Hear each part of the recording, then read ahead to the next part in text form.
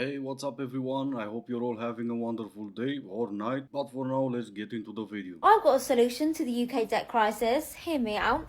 Let's choose one guy, say James, and we'll say you're £30 trillion in debt. The UK debt crisis would be gone, and there'd just be James, and his life would be ruined. Okay, what did James do? Let me guess, he left then he. Men can reproduce until they die, right? But females can't. So to me, this shows that there is a great advantage for human society to having females amongst them who can no longer reproduce because they serve a very important function in human society. So just remember that. I know that menopause has been dismissed a lot and that there's all this taboo around going through menopause and that post-menopause, you're no longer a useful part of society, but biology shows us exactly the opposite. Biology has favored the fact of having females among human society who can no longer reproduce because they serve a vital role in society. Possibly, we don't know for sure, but there's definitely an advantage. Otherwise, females would die right after going through menopause, and that is not the case. Oh, she must be off her meds, this one. You made a claim that women, it's still women and not females, right? But anyway, you made a claim that women play a big part in society after they can no longer reproduce. But then you say, possibly? Not only that you didn't even explain why they play that huge part in society, but after making that claim twice, you say, possibly? Maybe biology plays a part in that? That's all you can come up with when talking about how women play a huge part in society? Lead the next generation of young women forward? No? Helping their kids, raising their own families, their own kids, introducing moral values into their grandkids, maybe? No? None of that? Sure, I mean, yeah, maybe biology does something.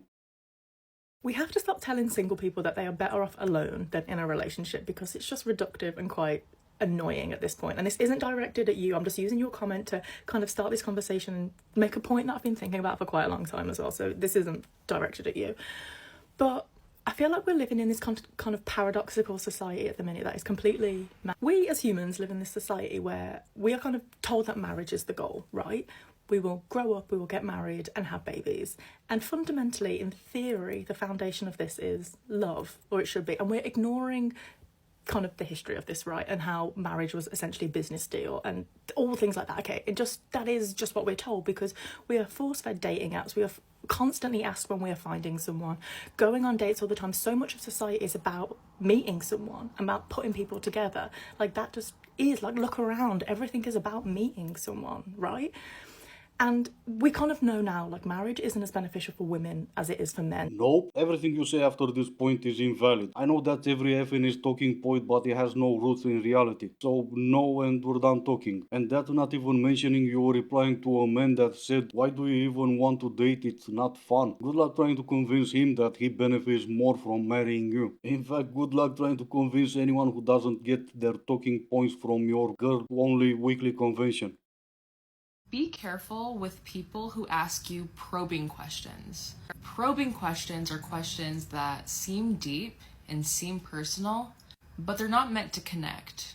They're meant to assess. Probing questions can sound like, what is your biggest trauma? What's your biggest fear? What's the most embarrassing thing that's ever happened to you? They frame it as vulnerability, as intimacy, but it's a scan. Your answers tell them everything they need to know about you, how you think, what you fear, how strong you are or aren't, and just how easy you will be to control later. These people don't want to know you. They want to map you. Figure out what makes you fold, what makes you flinch, and just how close they can get before you recognize the smell of manipulation.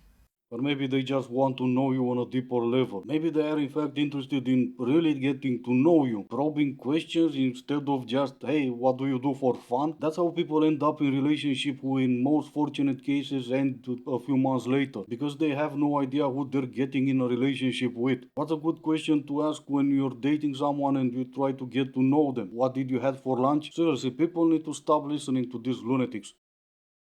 When are we going to stop listening to these 20-year-olds about relationship advice? They haven't been through enough life to know what red flags to look for. They're still in their naivety. I mean, your frontal lobe doesn't stop forming until 25. You've only been an adult for 7 years, but you've only been an adult as who you really are at the age of 25 plus. What do we have to learn from someone about relationships? And they've barely been an adult for a year, and they want to call us old and bitter, but we just have seen the pattern. We've been an adult long enough to see the patterns, to warn you against the big red flags, to tell you that the belief society has sold has been a lie. When a guy is gaslighting you, trust me, he's testing to see how much gaslighting you're willing to put up with, to see what your reactions are, and to feed off of that.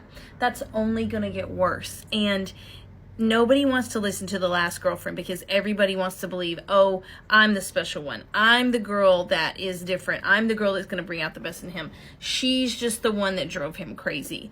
If you just look at the pattern, that same pattern is going to happen to you. We should also stop taking relationship advice from older women who've never been married, or older women who even to this day they jump from situationship to situationship. If your longest relationship lasted for, let's say, a year or two, you're also not qualified to give relationship advice to anyone. And you're talking about some 25 years old girl who claims she's a life coach, and yet somehow you manage to turn that on men. And also at 25, the lack of life experience comes from not experiencing life for that long, not necessarily from your frontal lobe. If I tell you to leave me alone, and you leave me alone, you're legit dead to me. Like, I can't believe you could do that. That's crazy. Like, I was legit talking to a guy, and I said, I don't think we should speak anymore. He goes, okay, haven't heard from him in 5 days. Wow, that was too easy. The fact that your life just went on like that, like I was nothing. So, when a woman says leave me alone, that brings up two possible choices. Yes, no, or maybe. Yeah, I think I'm gonna start posting on TikTok. I'm on that intellectual level. She would love though for you to text back and ask, hey, but what have I done? Why don't you want to see me again? So she has the opportunity to call you a creep or a predator, but maybe don't give her that opportunity. I've just watched a video where somebody said being single and alone is far better than being in a relationship and not get what you deserve. And that is so true, because being single is not the problem. The problem is being in a relationship with somebody that doesn't know how to love you properly. Like I've said earlier, maybe don't take relationship or even dating advice from someone who's been dating for the last 384 years. And even more when you hear expect what you deserve. Unfortunately, no one deserves anything. You have to earn what you deserve, and in order to earn it, you need to put in at least some work. I have a boyfriend right now, but all I can really think about is that every time we're out together and I see guys and they're really hot, all that goes through my brain is that I really want to be pinned down by every guy around me. Like, it's so bad. But I do really like my boyfriend, and he's got a really nice piece of me. You know, a girl just dreams, and I just can't help but dreaming of having all of my holes filled at once. Like, that is a fantasy. It's quite the predicament, actually. I can't for the life of me understand why some guys insist on taking these ladies from the street and bring them into their home. Oh, but I didn't knew. No, you knew. All the signs were there from the beginning. You saw all the signs and you chose to ignore them. And even if maybe, just maybe, you're bad at reading signs, you don't even need to. She's telling you. She's telling you exactly what she's gonna do at some point, and most likely what she's already done. And you're still, for some reason, her boyfriend. Best of luck to you, I guess.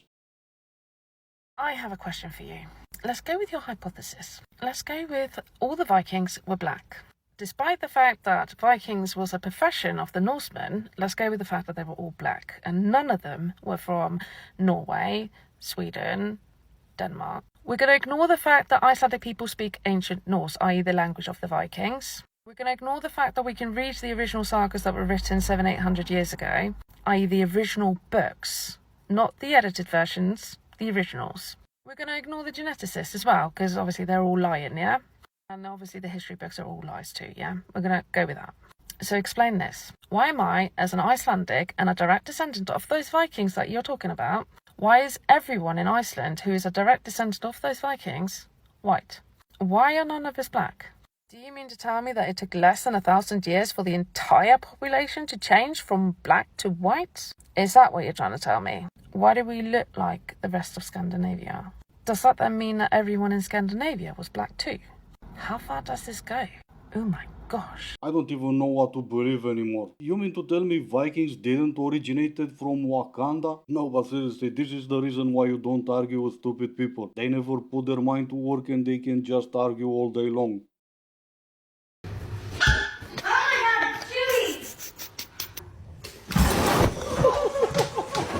Alright, this is gonna be it for today. As always, I do hope you enjoyed it. If you didn't, I still appreciate you for making it this far. Thank you all so much for watching. Stay safe and I will see you in the next one.